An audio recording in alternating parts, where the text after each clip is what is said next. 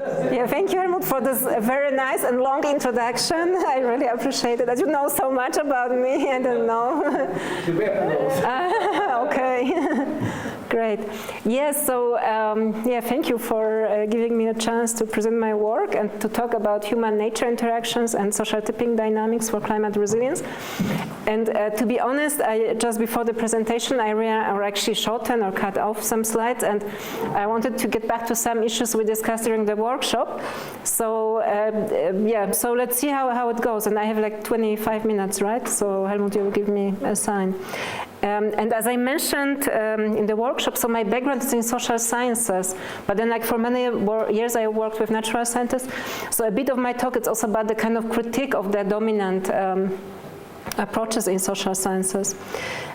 So first, to start with, it's not so obvious actually for social sciences. So if you, scientists, if you study social sciences, you actually, maybe also other sciences, but you learn a lot to kind of disconnect from the reality and look at kind of isolated systems.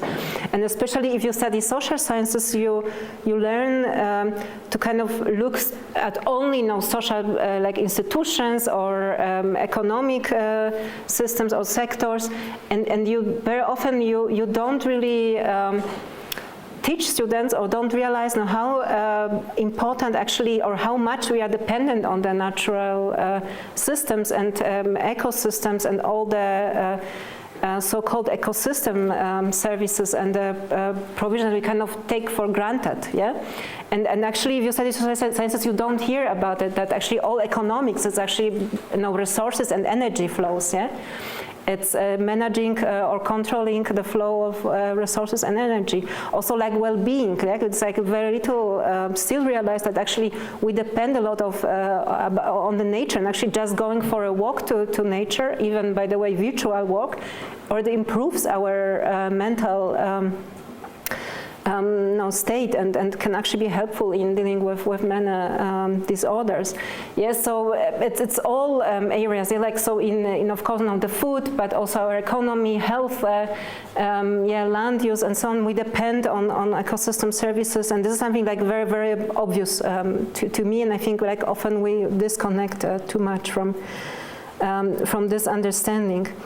But of course, what's the problem? Yeah, like climate change, but also transgressing planetary boundaries. So it's not only climate change, it's also the biodiversity laws and changing the biogeochemical flows in natural systems. So we kind of take a lot from nature, but we overuse, and also we don't learn how to manage natural systems in a kind of long term.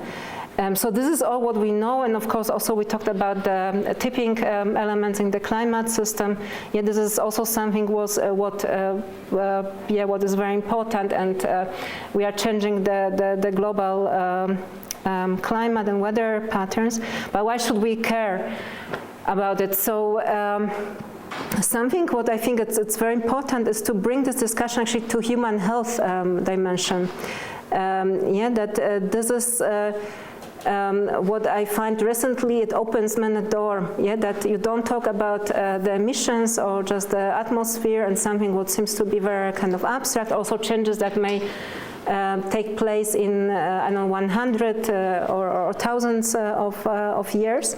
But we actually, our health, yes, so we depend on nature in terms of provision of food, of energy, but also very directly climate change affects our health. So many people already now die in many climate disasters, also heat waves, extreme heat events.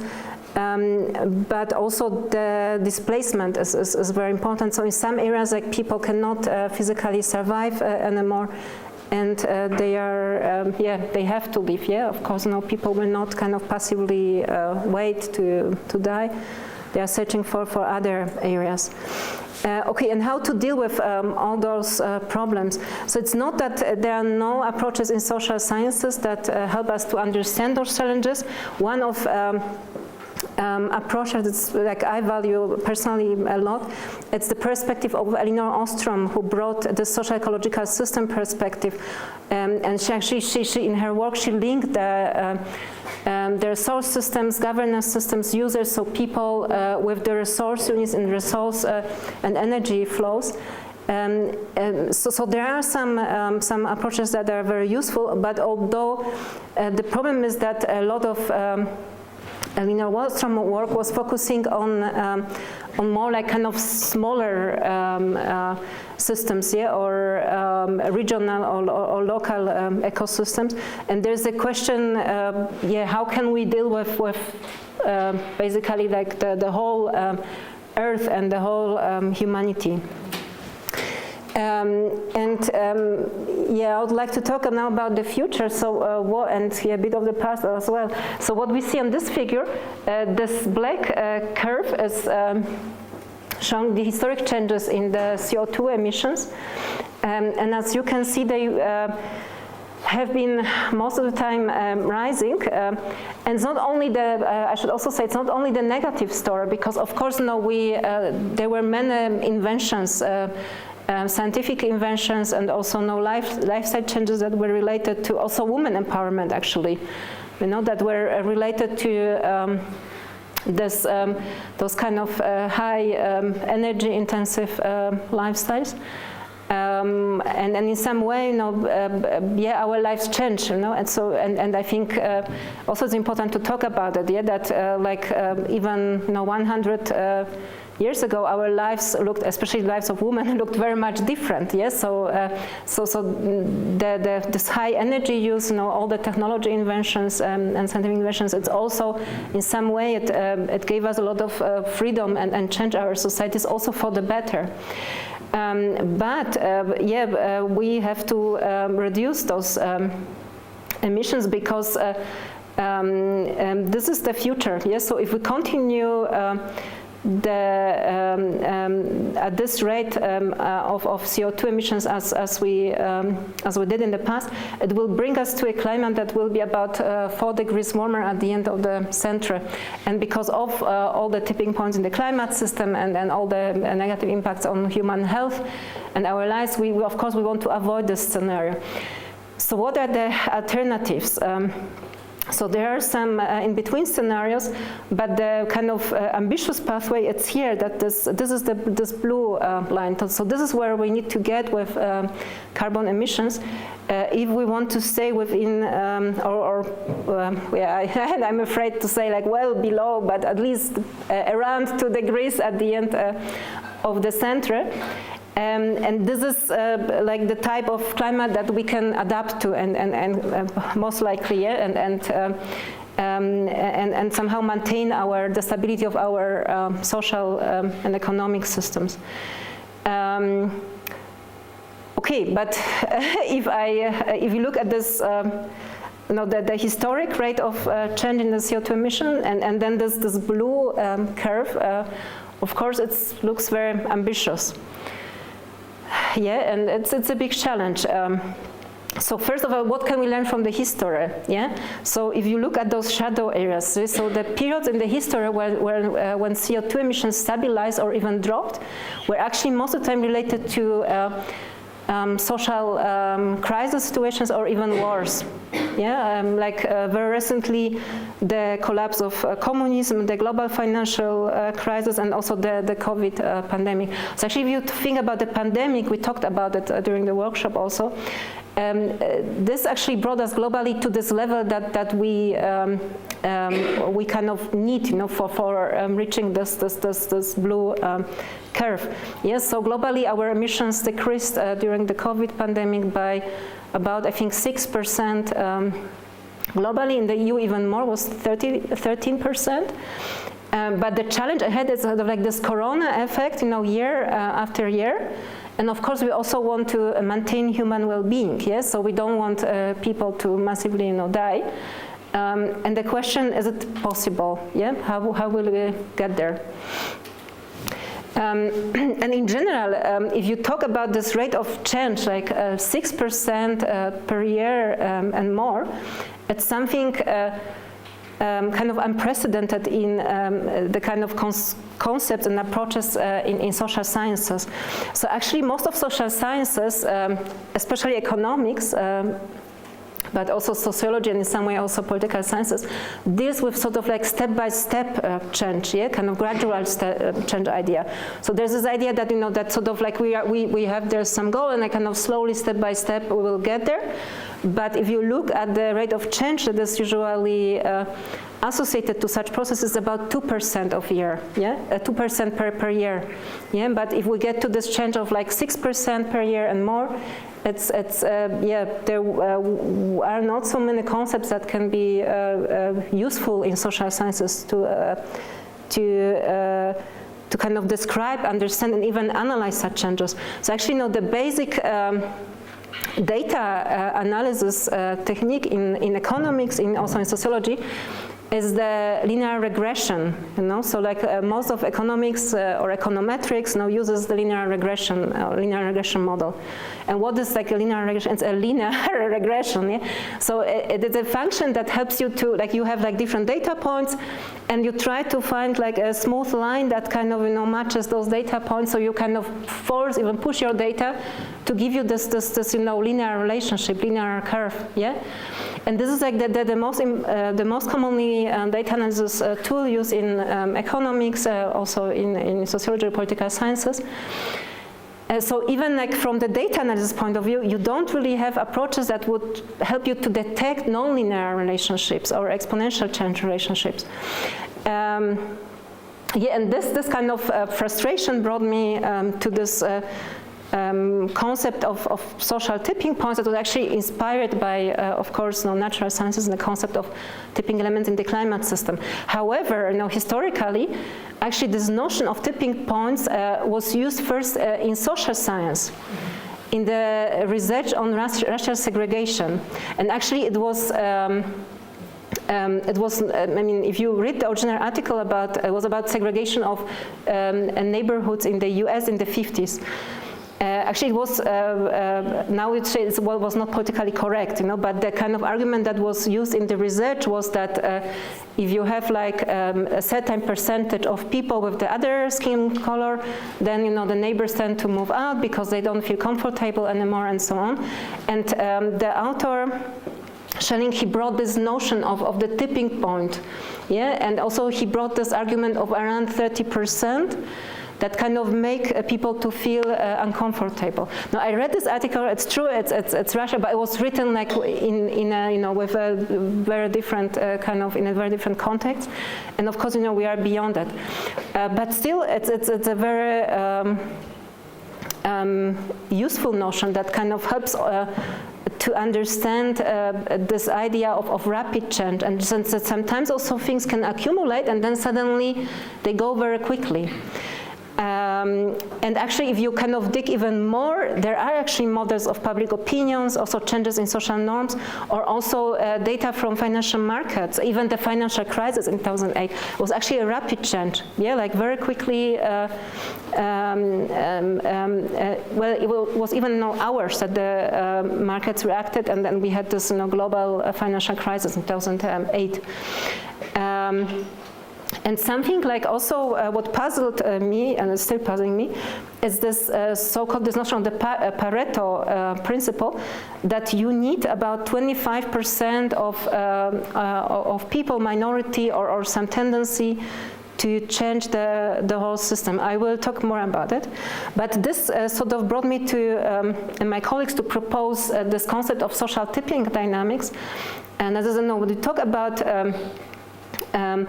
yeah, getting from one kind of carbon-dominated system to like a decarbonized system where our energy is mostly produced from renewables. But however, as we talked during the workshop, so at the core, the definition of tipping elements in the climate system and social system is actually the same, but what is different is this notion of social tipping intervention. So actually this idea that we can consciously intervene in the system and push it in some direction. Yeah. And maybe also important to talk about the social complexities, because like often we have this idea that kind of, you know, things move smoothly, but the reality looks like this. And that's why sometimes we don't know where exactly we are, yeah, because and this is what we were talking about, that sometimes only after like some years have passed you can say, yes, you know, so the fall of the Berlin Wall on the 9th of November 1989, it was the tipping point, and the communism collapsed. Eh? But it's very difficult to tell it, you know, even in this moment or very shortly after. But to illustrate this concept, also this might be useful, yeah, that if we talk about tipping elements, it's usually you have in mind this sort of like small intervention with a big effect, yeah, because you can also have like big interventions with a big effect, maybe like geoengineering is a good example there. But also you can have big interventions with a small effect, which is sort of like a resource waste. And of course, we want to avoid that. But to answer the questions, like, so what are those social tipping elements? What are the candidates for social tipping elements?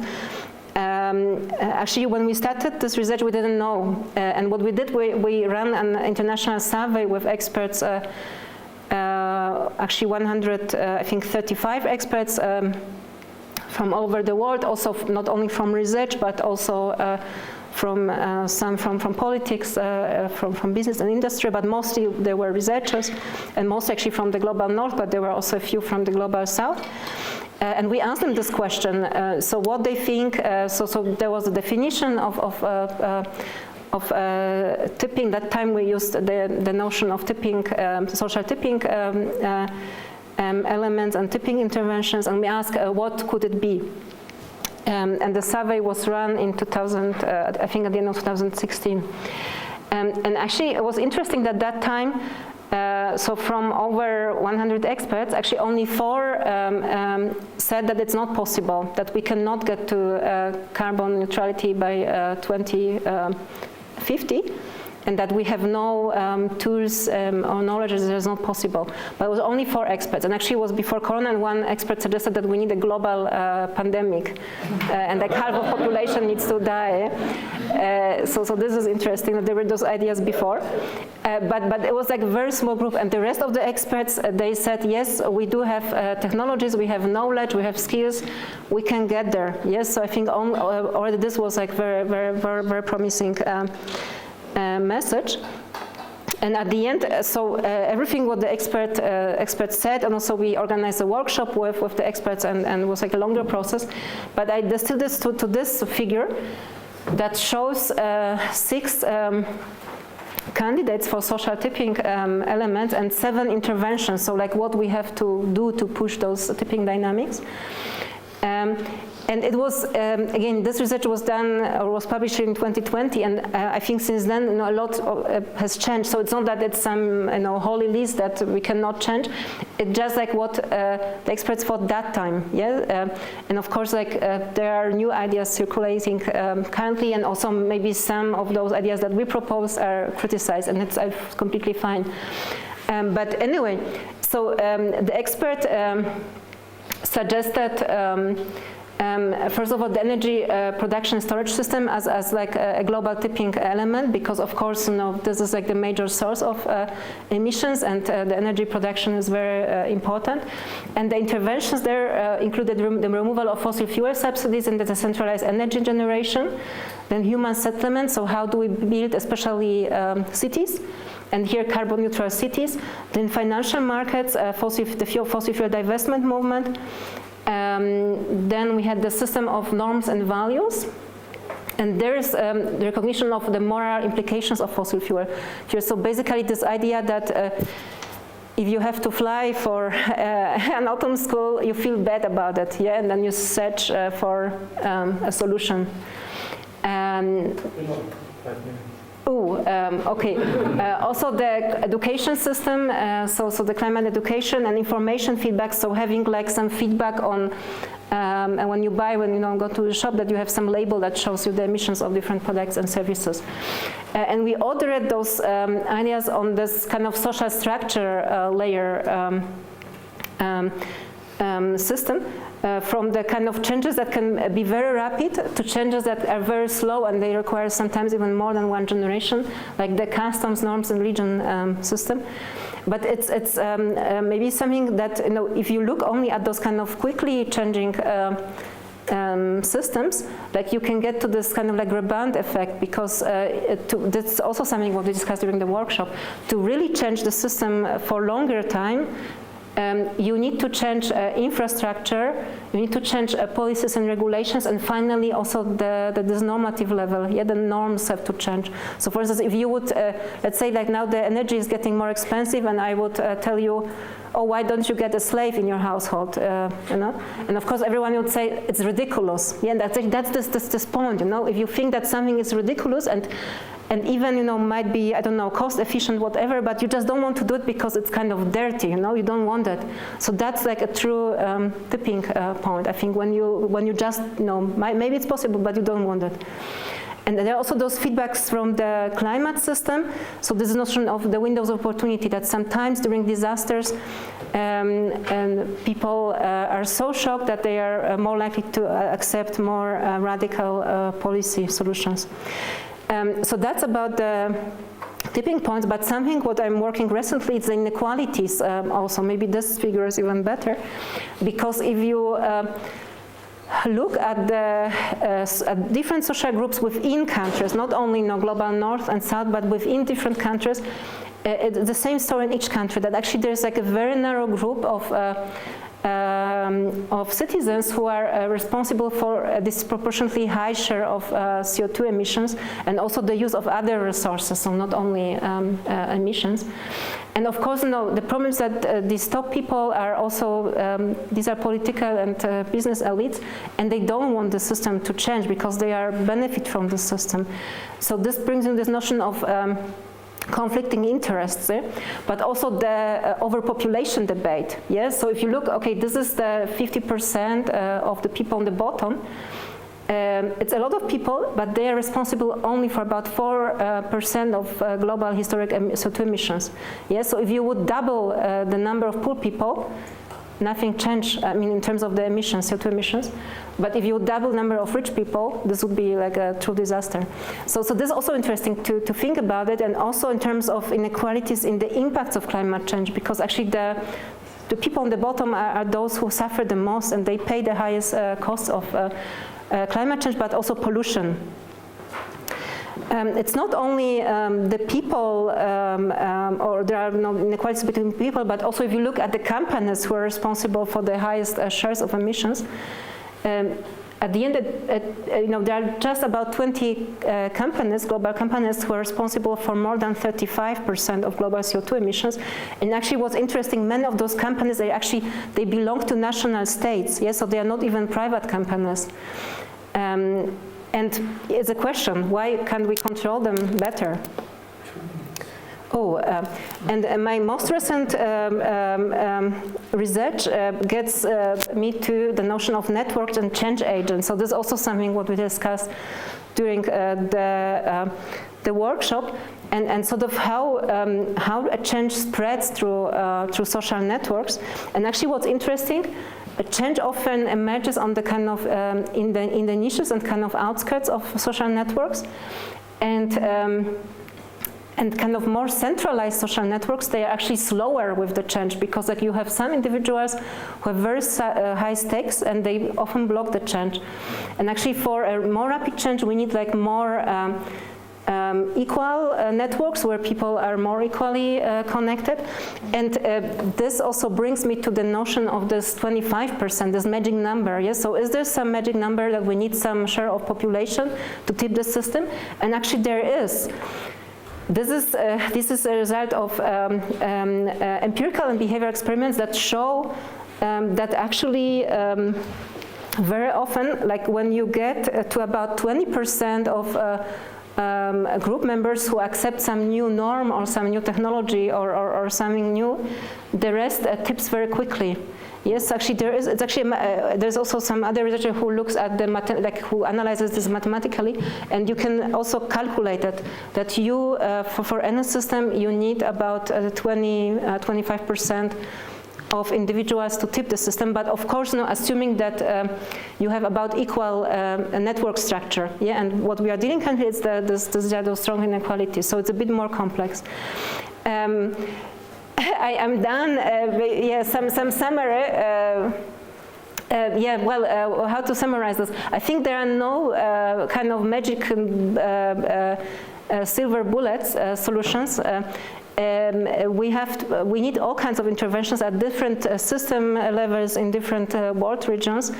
And at the end, I think it also brings me to this notion of agency, that you need people. This change will not kind of spontaneously take place on its own.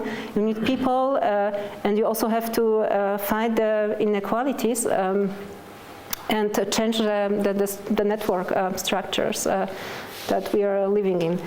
Okay, that's basically it. Thank you for your attention, and I'm looking forward to the questions.